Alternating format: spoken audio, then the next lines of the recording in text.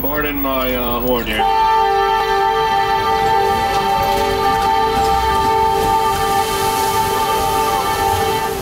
Just like that, we're a boat.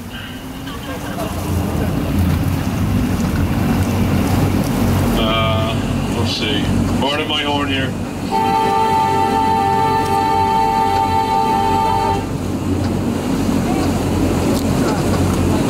A few weeks ago, I had these two ladies sitting up front here. They were from Switzerland. And when given the choice to vote for option A or vote for option B, they chose option B. And I said, whoa, stop the tour. I was like, ladies, thank you for voting and not staying neutral. Yeah, guess what? They didn't laugh. You know who did? A guy in the back from France. Oh, God, I love this job. I get to drive a perfectly good vehicle into the Charles River 5 times a day. I never get sick of this job. I think it's one of the greatest jobs in the world. I consider myself lucky to have it. Then again, I love what I do. And I think that's one of the keys in life. You have to love what you're doing. If you love what you're doing, life is so much easier. And I mean, you guys are in school, whatever you do, whatever you finish up doing, make sure you love what you're doing. If you don't, change it up right away. You'll be happier, people around you will be happier too. I don't set my alarm in the morning. Why? It's not work. I haven't worked in 11 years. I'm not kidding. I've been here for 11 years. Now, sure, I do get paid. And because I get paid, I guess you can say that I have a job. I don't believe that's true, though.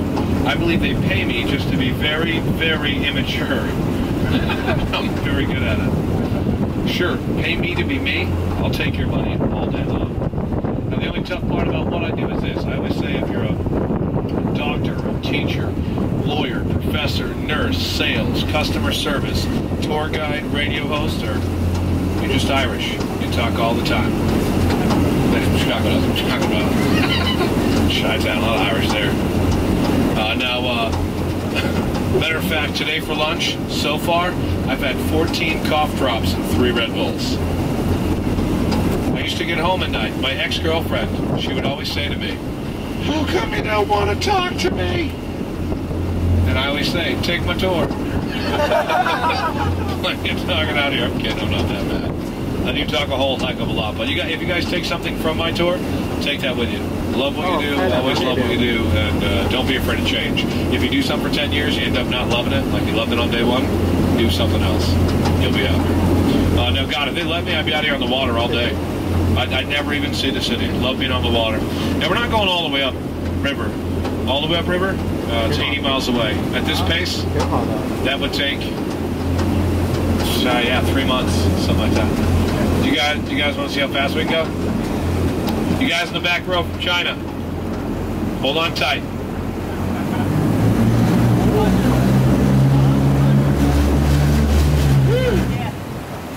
That was it. Yeah, pretty sure it just got louder a little bit. Not all that quick. $240,000 for this thing. I call it the SS Disappointment.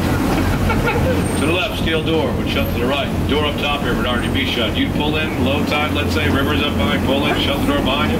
Water would be pumped in, you keep going up river, turn around, vice versa. This was the break between the harbor and the river.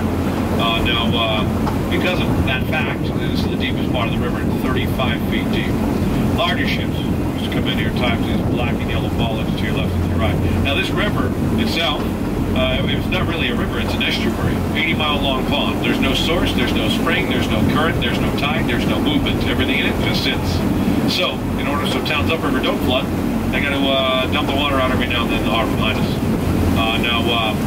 You see the black line to the left and right? This is where the water level usually sits.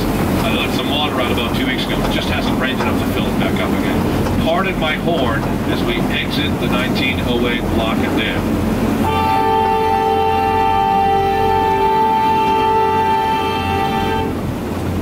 Does anyone have any dam questions?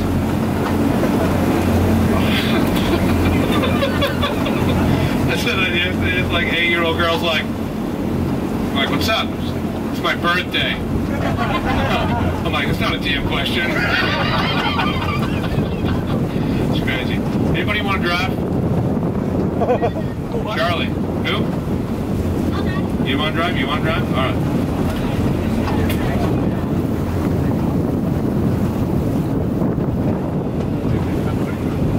Take a seat. I'll get a picture.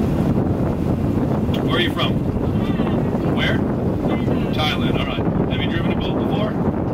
No. Have you driven a car? No. Golf cart? Yes. Any accidents in the golf cart that I should know about? No. Okay. What's your name again? Charlie. All right, Charlie. Hold on a second. Whoa. Give me a smile, young lady. 1, 2, 3. Hold on a second. 1 more. 2, 3. All right. No. Hold on. You gotta keep driving. I'm gonna give a tour. What's your passcode? What's your passcode? No. What's your passcode? We're gonna read some of your text messages to everybody. I'm just getting there for that here first. No, keep driving. Oh, you're driving. Keep driving. Yeah, you're driving. I'm tired. I had a long day. I had this like 5, 6-year-old kid up here last week, and I said to him, I said, "Hey kid, what's your mom's passcode for the phone?" And the kid just goes, 8-year-old daughter in the back runs right up the aisle, snatches the phone out of my hand and goes. That was awesome. That was awesome.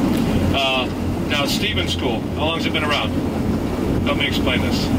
Help me understand this. A long time.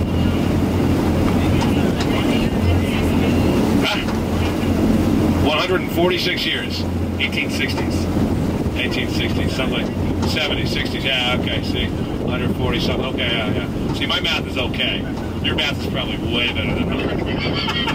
It's 150 years ago.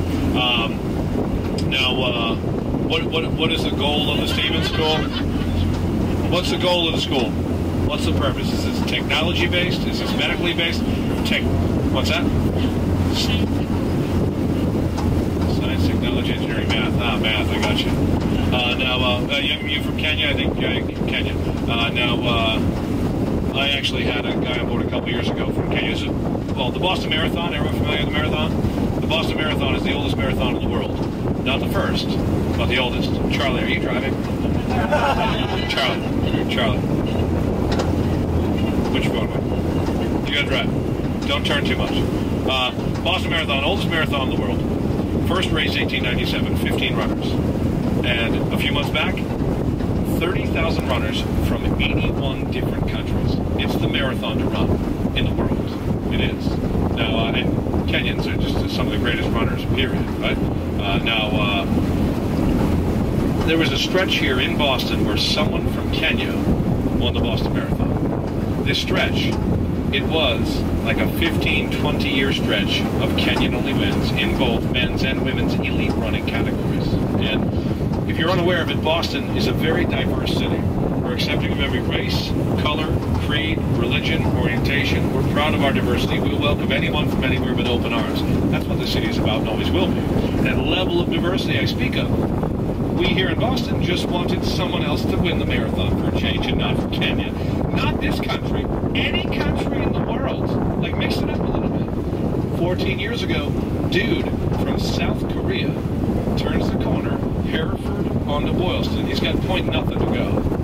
Excitement's building on Boylston Street. Like, all right, dude from South Korea, finally, someone's going to beat this Kenyan wind stretch. Who turned the corner behind him? Guy from Kenya. Closing quickly. The cheers on Boylston Street, they quickly turned to gasps and an occasional, no! The dude from Korea realized that people aren't cheering for him. He turned around and he sees the guy from Kenya behind him. What does he do? Takes off in the race, starts sprinting. Pulling away. Excitement builds, people start screaming again. Man crosses the Boston Marathon finish line. And the city went nuts. Now this man had just run faster, I think, than 26,000 other people. And, he collapsed into a heap. Right? He had nothing left. They pick him up with a shovel. They wrap him up in a foil blanket. They give him the wreath. Winter's wreath, right? They give him the flowers, give him some water. He's He's crying, he's in a lot of pain, but he's also happy. He just won a ton of money, won the oldest marathon in the world, broke this 15, 20-year Kenya Olympic stretch. The second this man was recovered, he had microphones in his face from all over the world. Where did you train? Kenya. That is my favorite marathon story. And it's true, you got to train in Kenya. The next year, it doesn't even matter. It's someone else being from some of the country. I don't even know. Doesn't matter. What's that? Yeah, it's the, I mean, I've heard elevation, physiology, oxygen levels. I mean, you put it in this combination, it just, I mean, runners from Kenya get here, it's like, this is nothing. Like, walk through it, you know, it's crazy. That's why people train there, is the elevation and oxygen levels, you know. Charlie, I'm going to take over the wheel here. Charlie, what do you want to do when you finish school someday? Any idea? Like, what do you want to do in the technology field? Any clue?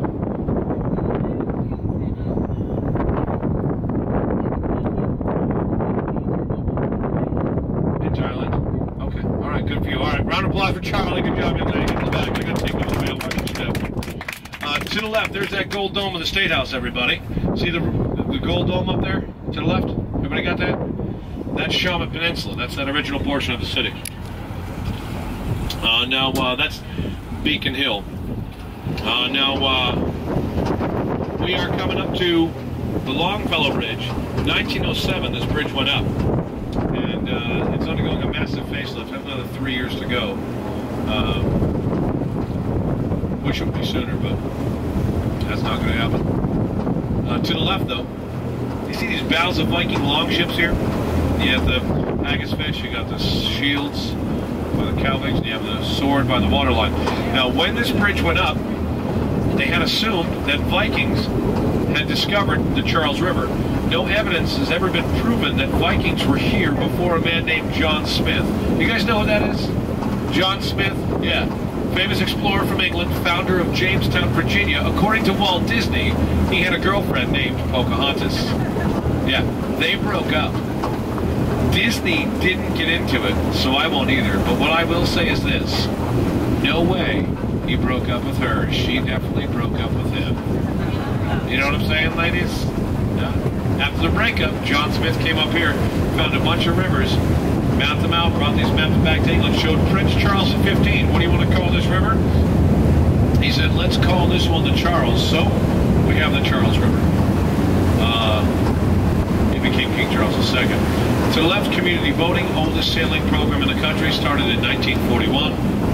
You're 10 to 18, you could learn how to sail there in 1941 for $1 for the entire summer. Today, same $1. Does anyone know how to sail? Any sailors on board? $75 gets you a day pass. You got to pass a verbal test at the dock. You do all right, they'll give you mercury. You don't do very well, they'll give you a little sunfish. You do awful, they'll give you your $75 back. It's a great program. To the right here, 80 to 90% of the buildings over here to the right are owned by MIT. That is technology. You guys are on technology. MIT, the Massachusetts Institute of Technology. 1861 they started. Their tuition, $100 a year. Today, $50,000. And they're not even tuition based. I mean, they don't care. What can you do? All right, fine. Come learn, then go make millions, and give us some when you do. That's what it is. Their endowment's huge, massive. Anybody going to MIT? No? Anybody want to go to MIT? No? Okay. No? Put it in there. Put it in. Get it done.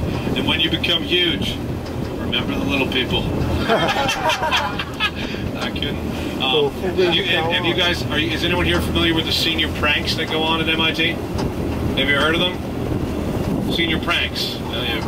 You pull something. Sometimes they're good. Sometimes they're bad. Sometimes they make the news. They're that good. Sometimes they don't.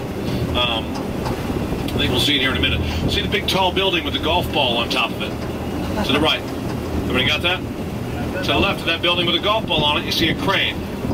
The crane to the left of that building, follow it to the bottom, and you're going to see a round building in a moment.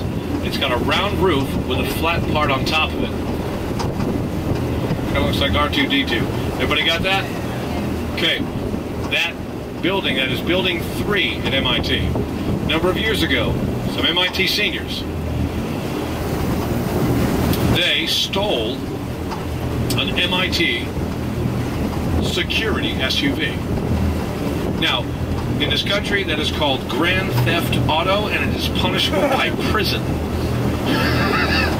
So, the students stole the SUV, they took it apart, piece by piece, carried it up the stairs of Building 3 and reassembled it on that flat part in full working order with a full tank of gas. And flipped the light on top. Hey, we found it. We found the SUV, still on campus. Yeah. Where is it? It's on top of Building 3. This is crazy. 10 years ago, my second year working here, there was, they did it again. They said, okay, MIT did it again. MIT did it again. Someone stole an SUV, put it on top of Building 3. Well, they called the helicopter, the news helicopter went up to go check it out, and it was a cardboard cutout. 3D cardboard cutout with a yellow light on top. Someone's like, I am not carrying a car up the stairs. You know, it's crazy. First analog computer in the world, 1942, MIT. First time in the world one analog computer ever talked to another one over there. Now, communication between machines. Many people all over the world were at the forefront of it, I believe. Some people say, no, it was us. Some people say, no, it was us. No, it was this country. It was that country. I think